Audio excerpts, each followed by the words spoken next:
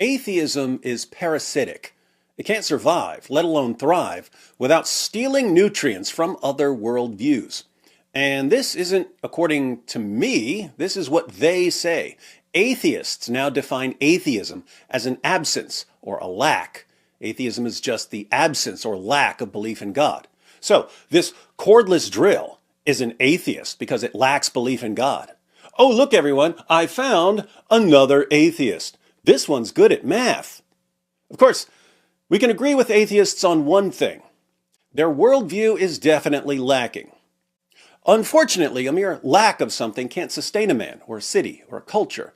If you lack food, you have nothing to eat. If you lack shelter, you have nowhere to live. If you lack a child bride, you're definitely not the Prophet Muhammad. A lack of water can't quench your thirst. A lack of talent won't make you the star of the talent show. A lack of common sense won't help you avoid dumb ideas. So, if atheism has no positive content, where are atheists getting their beliefs and values and rules? They're getting their beliefs and values and rules from somewhere else. This means that, according to atheists themselves, atheism is an ideological parasite sucking the beliefs and values and rules out of other worldviews. And here we found another thing we can all agree on. Atheism certainly does suck. Christianity was just swimming along like a mighty shark through an ocean of civilizations. But the eyes of the shark are here. They're fixed, looking out into the beautiful and mysterious and sometimes dangerous waters, so it pays no attention to the big dumb lamprey clinging to its belly. The big dumb lamprey, obviously, is atheism, the blood-sucking parasite of ideologies. Now, for all you atheists who heard what I just said and are about to do your best impressions of Thunder when he saw that his master Lo Pan had been defeated in Big Trouble in Little China, I have two pieces of advice. First, if you can't handle a little constructive criticism, maybe don't spend the past 20 years posting Sky Daddy, Sky Daddy, Sky Daddy, Sky Daddy, Sky Daddy, Sky Daddy, Sky Daddy, Sky Daddy, Sky Daddy, Sky Daddy. Oops, that's exactly what you did. So, too late to play victim now, battle has begun. Second, since you love latching on to other things to obtain your nutriment, how about latching onto a comedian for a while and feeding on a sense of humor for once? To be fair, we all share this world, and it's good that when one group discovers something, they share it with others. It's good that, in spite of our differences, individuals don't have to discover everything for themselves. Groups don't have to figure things out on their own. Each generation learns new information and passes that information on to the next generation. Language and writing and teaching allow us to keep building. I'm not talking about building some physical structure, although language and writing and teaching help us do that too. Talking about building an intellectual cathedral that we just keep adding to and expanding. More rooms, more domes, more towers and spires. This is one of the best features of human beings. So why would I object to atheists stealing from other worldviews? Well, the problem with the devotees of parasitic atheism is that they don't simply take what they want from other worldviews and then go about their lives. They do something much worse than that. After stealing beliefs and values and rules from other worldviews, atheists pretend to somehow be the true champions of the beliefs or values or rules they stole, and then they portray the very people who gave them the beliefs or values or rules as the ultimate enemies of the beliefs or values or rules. Take slavery, for instance. For many thousands of years, the entire world thought that slavery was perfectly normal. They couldn't comprehend a world without it. Christians were part of that world. They were born into it. In the first century, almost a third of the Roman population were slaves. The number of slaves might be lower in other areas, 10 or 20% of the population, or higher, 40 or 50% or even more. Slavery was part of the fabric of society. But something kept bothering certain Christians about it. So some of them started freeing slaves. And I don't just mean their own slaves. They would buy other people's slaves and free them. Slavery continued for centuries, but Christians eventually ended it in Christian majority countries. And they were so successful in convincing people it was wrong that Western governments insisted that other nations abolish slavery as well. Now, ask an internet atheist today, who are the most pro-slavery people of all time? Christians, he'll reply. And who are the ultimate enemies of slavery, the ultimate champions of human rights? Atheists, of course. Really? Which part of your lack of belief convinced you that it's morally wrong to own another person and that we have a moral obligation to oppose slavery? Let me ask an atheist. Hey, atheist, I can own a drill, I can own a house, I can own a dog. Why can't I own another human being? I can translate. That's drill for we just know. No, you don't just know. You were raised in a society that taught you all your life that slavery is wrong. And your society taught you that because Christians made it that way. Now, since slavery is a thing of the past in this country, tell me, how does it feel getting owned? And then there's science. Good old science. Let me ask an atheist. No, we want a nerd this time. Who are the ultimate enemies of science? Christians. And who are the supreme champions of science? Atheists. There you have it. Comes from an atheist calculator, so you know it's mathematically certain. What's the problem with the claims of our atheist friends? Well, in the past, there were many scientific developments over many centuries, and these developments happened around the world. But the scientific revolution occurred in a certain place at a certain time, and the people who were responsible for the scientific revolution were all Christians of one sort or another, Catholics, Protestants, an occasional heretic, but they all believed in God and the Bible. The pioneers of the scientific revolution, again, all of whom were some variety of Christian, through their discoveries in astronomy and physics and chemistry and biology, gave rise to modern science. So who set the stage so that modern atheists could be so into science? Christians did. They did all the heavy lifting. And then they handed atheists modern science on a platter and said, here's how it's done, you're welcome to join us.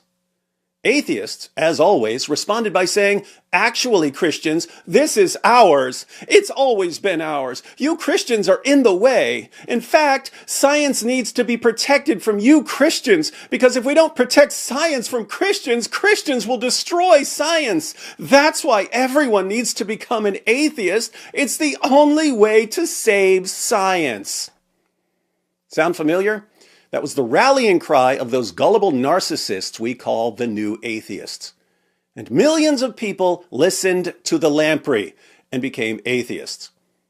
Now we've had over 2 decades of the new atheism. Tell me, how has science improved and flourished over the past 20 years thanks to the new atheists? Turns out it hasn't. Things have gotten significantly worse for science. And Jordan Peterson brought this up with Richard Dawkins. Interestingly, Dawkins seemed to agree with some of what Peterson was saying. Let's watch. One of the things that I've tried to study is the preconditions for the scientific enterprise itself. You appeared to agree with Alex that there might be presumptions, axioms that need to be accepted. I don't want to put words in your mouth because I want to get this right before the scientific enterprise can begin. The preconditions for the scientific enterprise. Jordan Peterson is speaking at a somewhat scholarly level. I'll try to break this down a bit. Scientific investigation takes a lot of time, a lot of effort, sometimes a lot of money. Going back to the early days of the scientific revolution, if you're going to try to figure out a law of nature, which is going to end up being some neat little equation, that's something that might take years of your life. Before you even embark, you already have to believe certain things. You have to believe that the law of nature is there, waiting to be discovered. In order to believe that, you have to believe that you're in a universe that operates according to laws.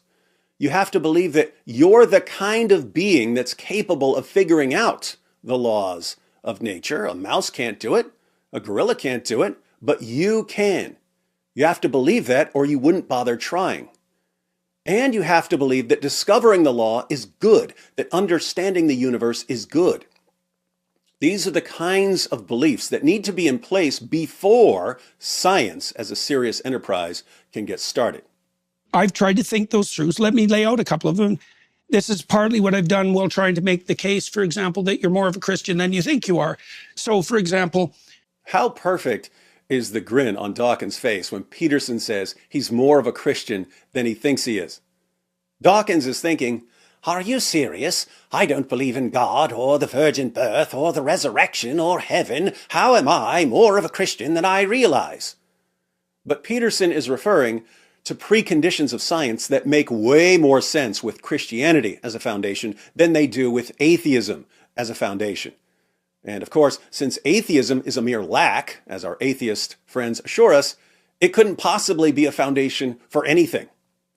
Now, for some of these preconditions. I think that the scientific enterprise is motivated by the axiomatic presumption that truth tends towards a unity. I think that it's predicated on the notion that there is a logical order that's intrinsic to the cosmos, that fundamental order is good, that it's intelligible to human beings, and that discovering that order and aligning ourselves with it makes for life more abundant.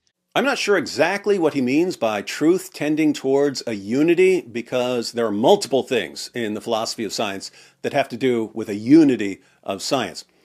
As an example of what he might be referring to, suppose I drop this drill. It's going to fall.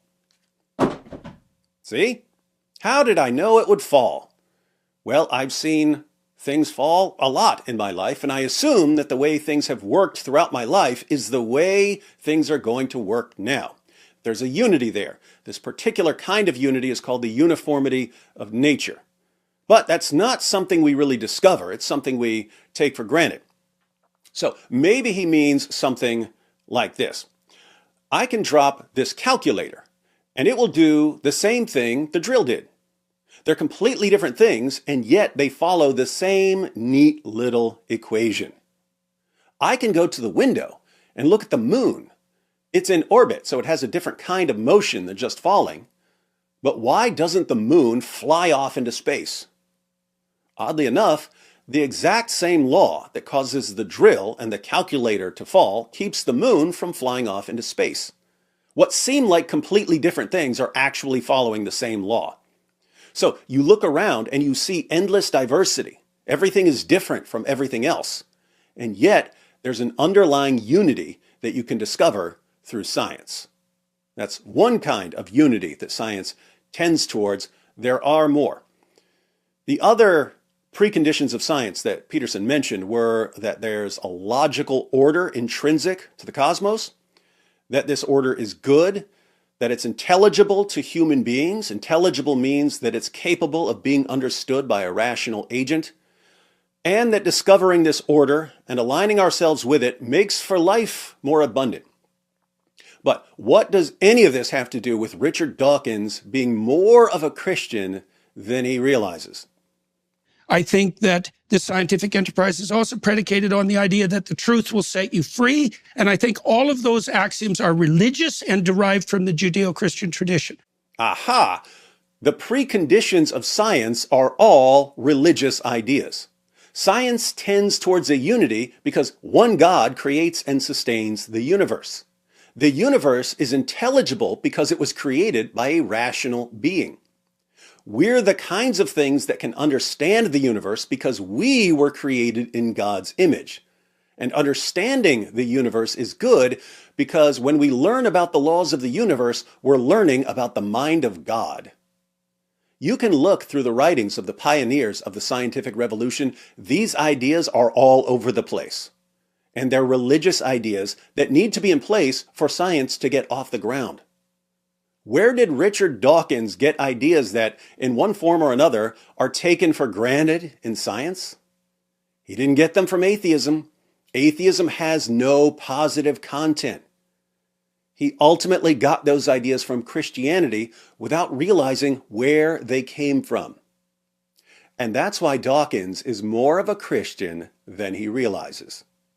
And if you don't believe that, you have to account for why science emerged in Europe and nowhere else in the entire history of humanity, for example, and why it's under assault from like all quarters now as that underlying metaphysic disappears. Like you haven't had to be concerned with the mythological substrate in your lifetime in some sense because it was intact. Yeah. Three important things here. First, Peterson says that if you don't think the preconditions of science are ideas that come from the Judeo-Christian tradition, then why did science take off when a bunch of European Christians said, hey, we've got these ideas. If these ideas are correct, then we can actually figure out the universe because it's made by a rational agent and we're made in his image. If science didn't spring from these ideas, why did it arise among people who had these ideas and put their ideas to the test? Second, Peterson points out that as the religious ideas are being attacked, science is being attacked too. And Richard Dawkins is on the receiving end of these attacks. He can't talk about gender as a biologist without being attacked. Science has been demoted. It's now only useful when it serves the latest whims of whatever group is screaming the loudest. In fact, look at what just happened. From the Telegraph, Richard Dawkins quits Atheism Foundation for backing transgender religion. Scientist accuses U.S. group of caving in to hysterical squeals of cancel culture. Richard Dawkins has resigned from an Atheism Foundation over its imposition of a new religion of transgenderism. Professor Dawkins, the evolutionary biologist and atheist, stepped down from the board of the Freedom from Religion Foundation, FFRF, on Saturday after it censored an article supporting the belief that gender is biological. Professor Dawkins accused the group of caving to the hysterical squeals of cancel culture after it deleted the article from its website, saying it was a mistake to have published it. His resignation followed that of two other scientists, Jerry Coyne and Steven Pinker, who accused the foundation of imposing an ideology with the dogma, blasphemy, and heretics of a religion. The scientists' resignations come after the Freedom from Religion Foundation's Free Thought Now website published a piece last month by Kat Grant entitled, "What is a Woman?" which argued that any attempt to define womanhood on biological terms is inadequate and that a woman is whoever she says she is. So, scientists are leaving atheist organizations for being anti-science and for forcing a new religion on people. I guess if we've learned anything from science, it's that nature abhors a vacuum.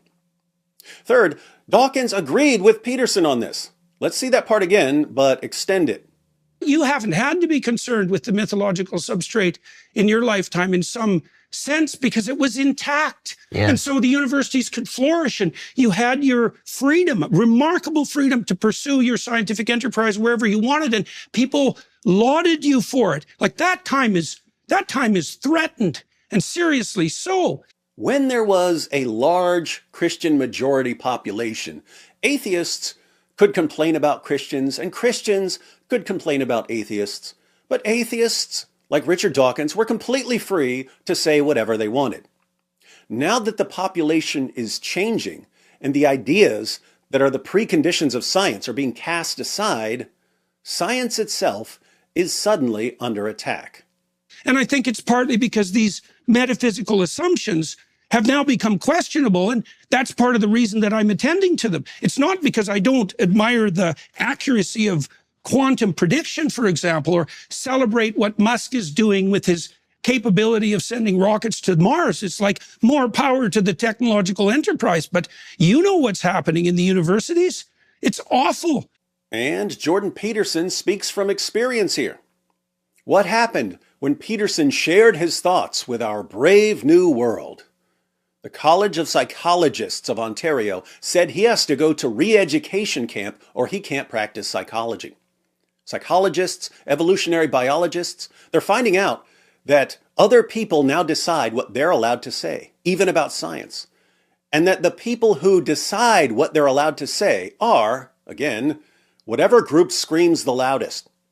So, are we getting closer to the scientific utopia that the new atheists were looking forward to? Or is science, stripped of its foundations, being forced to bow to the whims of the mob? And that's not a scientific problem. It's okay. I agree about that. Okay. I think it's an interesting question why science emerged in Europe. I mean, and I'm not enough of a historian to know.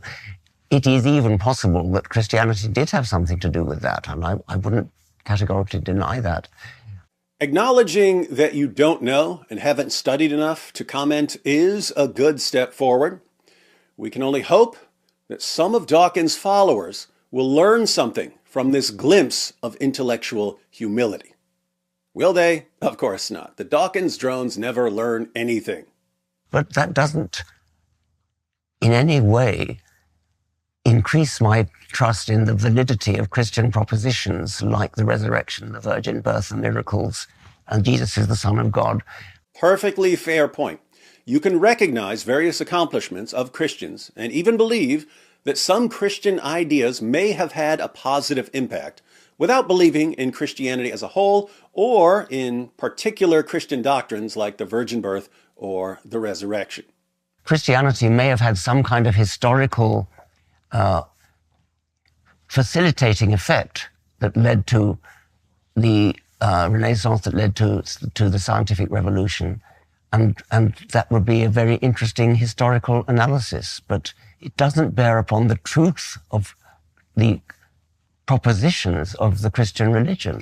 It doesn't bear upon the truth of the propositions of the Christian religion. Well, some of the propositions of the Christian religion, as Jordan Peterson pointed out, are religious ideas that are the preconditions of science. So some ideas of Christianity have massive scientific confirmation. You can say, well, the fact that Christianity got these ideas right doesn't mean that they got other things right, and that's true. But the ideas that Christianity got right were derived from Christian theology, so I wouldn't say that getting these big ideas right has no bearing on whether Christianity got other ideas right. I would say, yes, getting certain ideas right doesn't mean you got other things right. But if Christianity got these big ideas right, you might want to take a closer look at some of these other ideas because they're all connected in Christianity. I would also say that since the preconditions of science are religious ideas, and these ideas make absolutely no sense on a foundation of atheism, which again can't be a foundation for anything, maybe now would be a good time for atheists to stop pretending that they're the champions of science and that Christians are enemies of science. Atheism didn't produce these ideas. Atheism is parasitic. It latched on to Christianity, became energized by feeding on some brilliant ideas of Christians, and then attacked Christianity. Unfortunately, as atheism was sucking the blood out of Christianity, it didn't manage to absorb a single drop of gratitude. Now, if you're an atheist and you're thinking, well, I've never acted like atheists are the heroes and guardians of science, and I'm quite thankful to Christians or other people who've helped improve the world, congratulations. I'm not talking about you.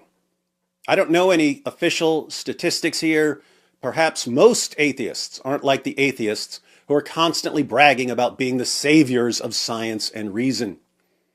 But I have to respond to the people I hear from, and sadly, the people I hear from tend to be the people who can't stop running their mouths, no matter how little they know about anything. So, let me say, not to atheists in general, but specifically to the perpetually hostile and narcissistic atheists who are still running their mouths about getting rid of Christianity to pave the way for science, even after seeing millions of people become atheists without benefiting science in any noticeable way whatsoever, you guys are looking all kinds of stupid right now. You made predictions about what would happen if large numbers of people became atheists. None of your predictions were right. You were wrong about everything. Your position has been massively disconfirmed by reality, which means that if you continue pretending that clearing Christianity out of the way and winning converts to atheism will somehow pave the way for a scientific utopia, we'll have to regard you as the champions, not of science, but of pseudoscience.